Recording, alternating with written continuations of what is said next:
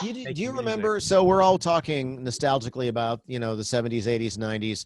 Remember when your favorite artists, or even maybe not even your favorite artist, but here's a new album from so and so. I remember what it was like to go, I wonder what they have to say now. I wonder Yeah.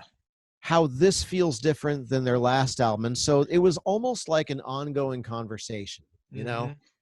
And I don't get that from hardly any studio artists ever, and haven't for a long time. Right. And I realized that was missing from my life when I began connecting with some of these local artists who we played them 2 years ago, their 3 years ago stuff, and now suddenly they've got something new. And I think, oh, cool.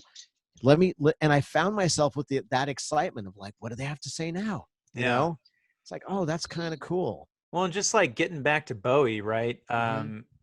It's like if you go through Bowie's discography, it basically is just a portrait of his own life. And like, Ziggy Stardust is like his big breakthrough album. And you're like, oh man, good for this guy, And then Diamond Dogs, or no, I'm sorry, there's Aladdin Sane, then Diamond Dogs, and it's like, oh, things are getting a little dark. I wonder if he's Mm-hmm. okay, and then you get into like Young Americans, and you're like, oh, this guy is like definitely on coke, right? and then and then there's Station to Station, where it's like, oh yeah, he's like a coke addict and he needs to do something new with his life and get cleaned up. And then you're like, oh, okay, now he's like working through it with the Berlin era. And then then there's Mm-hmm. Let's Dance, where it's like, hey, actually Bowie's fine, everybody, he's clean again.